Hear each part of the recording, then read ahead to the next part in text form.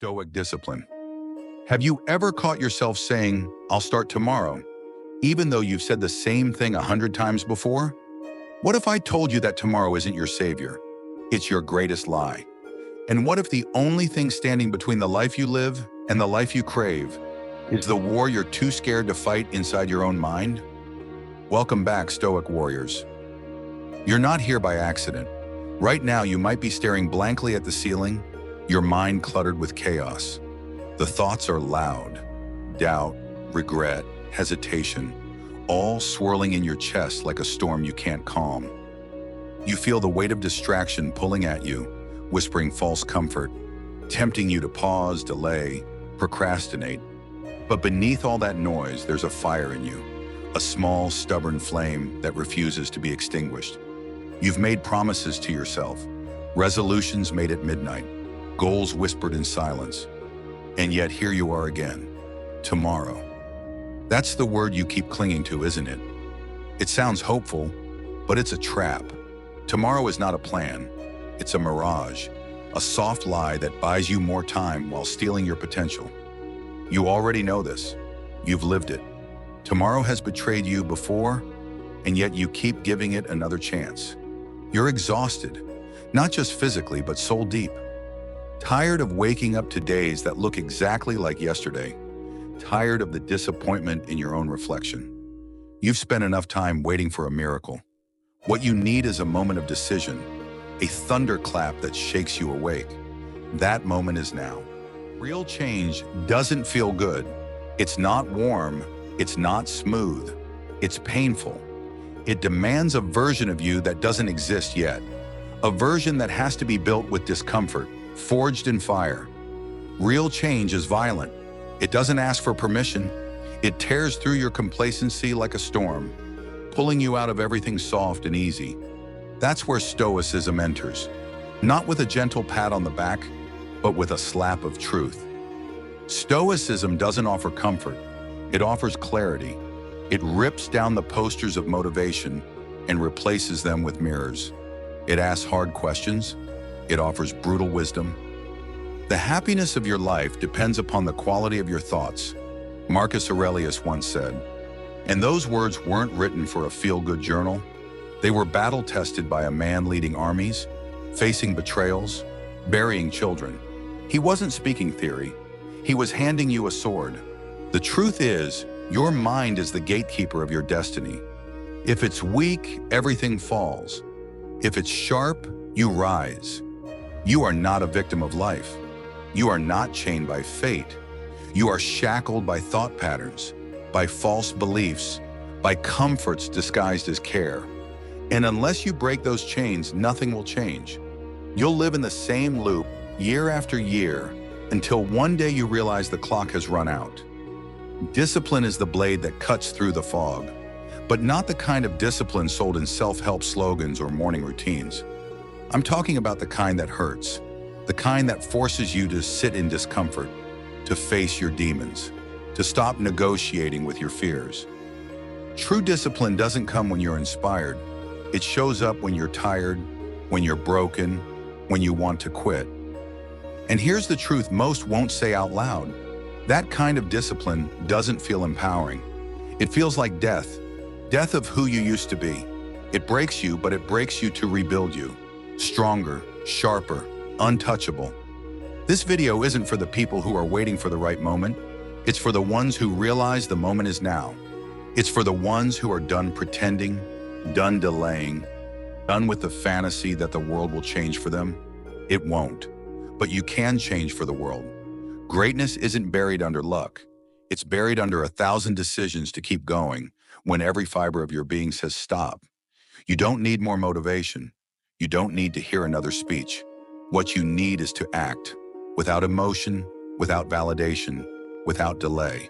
And if you're ready for that, then stay with me, because on page 2, we go deeper. Into the mind, into the battlefield, into the very core of what it means to master your life through the lens of Stoicism. Let's keep going. In the previous section, we confronted the brutal reality of excuses, the illusion of tomorrow, and the necessity for radical change. We established that discipline is the root of personal power, and now we step deeper into the furnace where transformation is forged. If page 1 was about awakening to your inner war, page 2 is about stepping onto the battlefield with full force. What you need now isn't just motivation. You need transformation, a complete overhaul of the way you live, think, breathe. This isn't the time to click away or half listen. Every word you absorb right now is a spark, every principle a blade. Stay. Do not cheat yourself by rushing ahead. Right here, this is where the version of you that keeps settling for less gets left behind. And from those ashes, something new will rise. The version of you who doesn't fold, the version who commands their fate. So let's begin. Principle 1, control your first hour. The first hour of your day isn't just a schedule, it's a declaration of war. When you open your eyes in the morning, the battle for your soul begins. That urge to scroll, to snooze, to slip back into comfort, it's the enemy at your gates. And when you surrender to that phone, you're not just reading messages, you're letting the chaos of the world crawl into your head before you've even stood up. The snooze button? It's your first retreat, your first surrender. A warrior doesn't delay the fight. A warrior enters it with resolve. The first hour is where you decide if you're the commander of your day or its casualty. Discipline is born in silence, in solitude, in moments when no one's looking. Marcus Aurelius understood this. He didn't wake expecting peace. He expected hardship, betrayal, greed, ignorance, and faced it head on. That's what real discipline is. Not waiting for things to be easy, but facing difficulty with your spine straight and your heart steady. Your first hour isn't for entertainment. It's for command. Light a candle instead of a screen. Move your body. Stretch with intention. Read something that sets your soul on fire. Reflect, breathe, set the tone, or the world will do it for you. Own your morning and you own your mindset. Own your mindset and nothing else holds power over you. Not your phone, not your job, not even your fear. Principle 2, kill the voice that craves comfort. There's a voice inside you, subtle and smooth, that says, skip the gym, sleep in, you've earned a break. That voice is not your friend. It's a parasite. It feeds on your weakest instincts, and the more you listen, the more it owns you. Epictetus said, no man is free who is not master of himself. That voice, it's the very chain he spoke of. It disguises itself as self-care, but it's sabotage.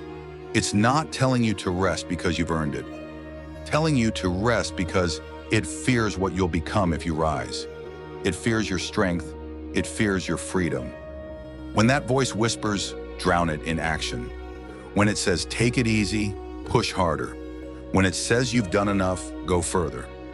Real growth isn't born in ease. It's born in that moment when your body aches, your mind begs you to stop, and you rise anyway. You keep going.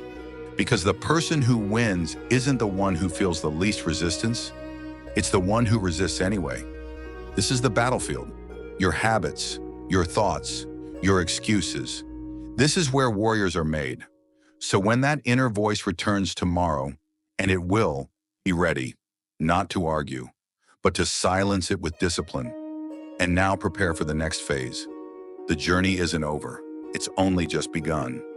Let's move forward, deeper into the fire. The war continues, not outside, but within. Where we last stood, you learned to kill the voice that seeks comfort, to master your mind before your mind masters you. Now the battlefield deepens.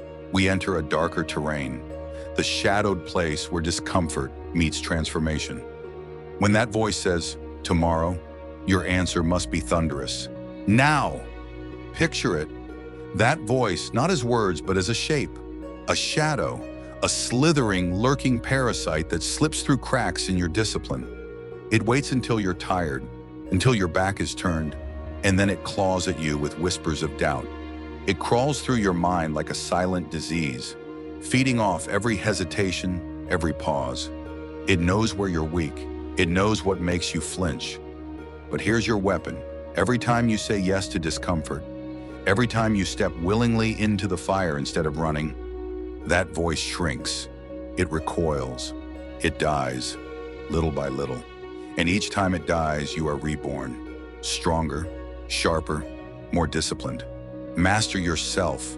Kill the voice. Don't wait for the right mood. Don't wait for inspiration. Don't wait for a sign. The best weapon is always action. Movement, effort, grind. You're not a puppet pulled by emotion. You are the commander of your fate.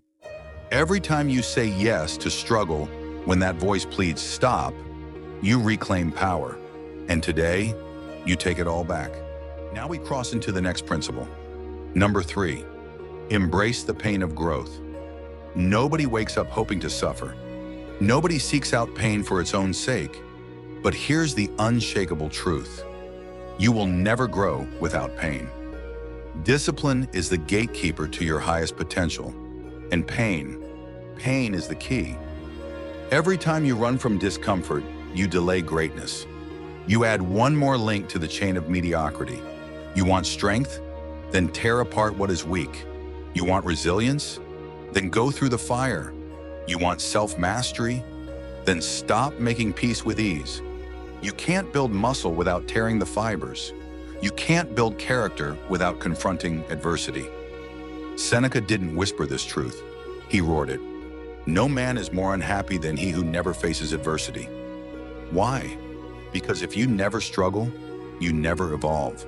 You remain soft, unforged, hollow. Growth demands struggle. It demands the furnace, the pain, the tension.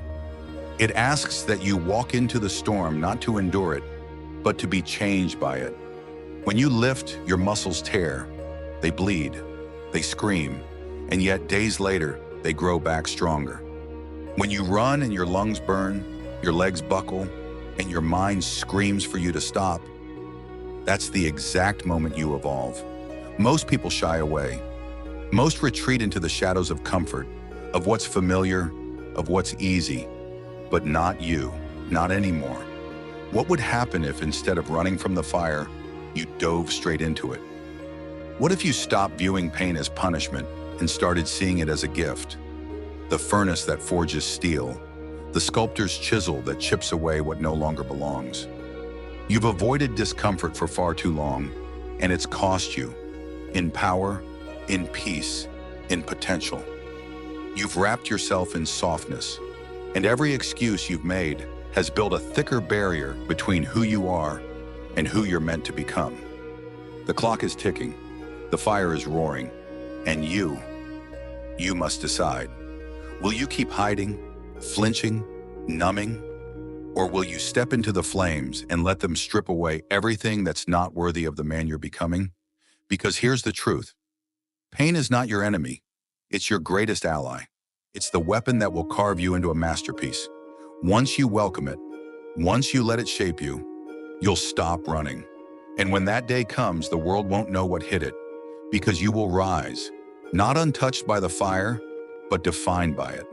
And now with that fire burning in your chest, we move to the next battlefield, the one where emotion meets action, where excuses are destroyed by execution. Stay with me. The war isn't over. It's just beginning. Number 4, let go of the need for approval. You've been waiting for permission, haven't you? Waiting for someone to tell you it's finally your time, to give you the nod that says you're good enough, worthy enough. But here's the truth. No one's coming. No applause, no standing ovation. The world doesn't hand out validation slips. It's too distracted, too absorbed in its own noise. And yet, you've been craving it, hungry for a nod, a like, a quiet word that says, you're doing great. You scroll endlessly, you post, you share, all for a thumbs up that fades faster than it arrived. This is the addiction to approval, and it's killing your spirit. But the Stoic path, it doesn't wait for the crowd. It doesn't care for the spotlight. It demands that you walk alone, sometimes in silence, sometimes in shadows. Marcus Aurelius wrote, "You could leave life right now. Let that determine what you do and say and think." That's not poetry. That's a war cry. It means your time is limited, and the opinions of others are chains you must break. No one owes you recognition. Not your parents, not your peers, not the world. And when you stop begging for their approval, you begin to uncover something fierce and untamed within you. Power, the kind that builds empires, the kind that rewrites legacies. Success, strength, and worth. They are not granted by others. They are forged in silence and solitude. The moment you stop asking for permission, you awaken. You realize you were never meant to ask. You were born to take. Number 5, embrace the stillness of the mind. You feel it, don't you? The noise, not just around you, but inside you. It clutters your thoughts, hijacks your focus. Every beep, every ping, every scroll feeds it, the chaos of a world too loud to think in. And so your mind becomes a storm, constant, restless, insatiable. But without stillness, there is no clarity. And without clarity, discipline can't exist. You must learn to shut out the static, not for peace, for power. Epictetus said, "Wealth consists not in having great possessions, but in having few wants." The same goes for your thoughts. You don't need more ideas, more opinions, more noise. You need fewer distractions, fewer cravings, fewer doubts. You need silence. Imagine sitting in a room, no phone, no noise, no movement. Just you and your breath. It feels uncomfortable at first. Then it feels like home. Because in that stillness, your strength emerges. In that brutal, honest silence, you find the command that's been buried beneath the clutter. The voice that says, "You were made for more." You don't find yourself in chaos. You find yourself when you stop running from the quiet. Meditate, reflect, sit with yourself. Burn away the addiction to noise. Let the stillness strip you bare, and then rebuild you stronger. The next page will take us even deeper into what it means to forge an unbreakable mind. But for now, sit with these truths. Let them settle. Let them burn. The world will never quiet down. It's a comforting illusion to think it ever might. Noise is constant, external and internal. But within that chaos, you hold something more powerful than silence itself. The ability to create your own stillness. And when you do, when you choose to retreat into your inner calm, the world finally fades into the background. Only one voice remains, yours. And that voice, clear and strong, speaks with a power that doesn't need to raise itself. It commands simply by existing. That is the voice of personal power, the power that doesn't scream for attention because it already owns everything within its reach. It doesn't seek validation because it is rooted in truth. And with that inner voice awakened, it's time to step into the next truth. Number 6, embrace your responsibility. You are exactly where you are today because of the choices you've made up until this point. That might sting to hear. It's easier to blame outside forces, bad luck, the economy, toxic people, unfair systems. But here's what the Stoics and life itself will demand from you. Stop pointing, start owning. Seneca said, "It's not that we have a short time to live, but that we waste a lot of it." Let that sink in. Every minute wasted on blame is a minute you never get back. Every second poured into excuses is a second that could have been used to build something greater. Time is not slipping through your fingers, it's sprinting. And you're letting it go by while waiting for change to come from the outside. It won't. That change, it starts with you. No one's coming to save you. No one owes you an opportunity. The universe is not keeping score. If you want a new life, you must create it from the ground up, with your own blood, sweat, and silence. This is the heart of discipline, realizing that the reins are in your hands, and they've been there all along. Not your past, not your upbringing, not your circumstances, just you. You want growth? Then it starts with ownership. Own your decisions, own your failures, own your flaws and your victories. Because when you take full ownership, something incredible happens. You shift from being a spectator to the main character of your life. You stop watching and start creating. Life won't hand you anything, but it will let you build everything. If you dare, brick by brick, breath by breath. Ask yourself right now, what can I take responsibility for today? What part of my life can I grab with both hands and say, this is mine to change? Because that gap between where you are and where you want to be, it isn't filled by luck or chance. It's built on a foundation of radical accountability. Responsibility isn't a weight, it's your wings. Failure is not your enemy. It is your teacher. It is the raw forge in which true character is tempered, refined, and rebuilt. The moment you decide to stop fearing failure is the exact moment you begin to awaken your true strength. What most people see as an end, a defeat, a collapse, the Stoic sees as a necessary step, a sacred moment of transformation. Because the truth is, every scar has a lesson, every setback has a direction, and every failure contains the blueprint of who you could become, if only you're brave enough to face it. Marcus Aurelius didn't whisper these truths from behind a marble desk. He wrote them in the battlefield of life. His words weren't philosophy, they were fire. The impediment to action advances action. What stands in the way becomes the way.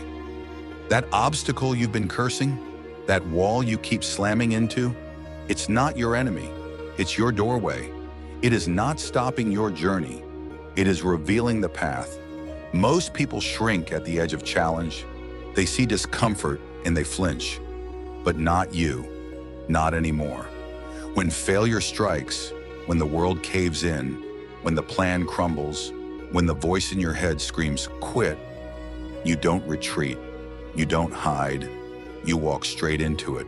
Because you understand now, pain is the fire that purifies. Fear is the compass that points to growth. And failure, it's not the end, it's the invitation. What separates the ordinary from the legendary is how they treat failure. The average fear it, the exceptional fall in love with it. The greats don't run from the storm, they dance in it. They know the burn is where the muscle is born. They breathe in the smoke and rise stronger from the ashes. They don't deny their setbacks, they sharpen their edge with them. And that's what you must do. That's what you will do. You will master the very things that once held you down. You will rise, not because life got easier, but because you got stronger. And you got stronger by walking into the fire, again and again, until it no longer scared you, until it became your fuel. This isn't just about 8 principles. This is about taking control of your life. This is about remembering who you are. This is about reclaiming the power that comfort stole from you. Understanding these truths means nothing if you don't apply them. Knowledge is cheap. Action is priceless. You've heard the words. You've felt the spark. Now light the fire. This is your line in the sand. No more hiding. No more excuses. No more waiting for the right time, the perfect mood, the validation from the world. Your life is now. Your power is now. You were not built to be a bystander. You were not born to live half awake. You are the architect of your destiny. And this is your blueprint. Let the world watch. Let the doubters whisper. Let the fear come. And then, let it break on your resolve like waves on rock. Because the second you stop letting fear dictate your pace, you become unstoppable. The second you stop apologizing for your fire, the world burns with your presence. And the moment you act, truly act, is the moment your story begins. So what's it going to be? Another day lost in distraction? Another excuse? Or is this the day you take the wheel and drive your life into greatness? Because the clock is ticking, your potential is waiting, and the only thing standing between the life you have and the life you want is action. This isn't the end of the video. This is the beginning of your transformation. Drop a comment below. I am the architect of my destiny. Share this with someone who needs a spark, who's been waiting for permission that only they can give themselves. And if you're ready, truly ready, subscribe. Because this channel isn't just about words, it's about awakening warriors. Now go, step into it. Let the world feel your fire. Let discipline become your legacy. And let this moment be the one that changes everything. This is your time.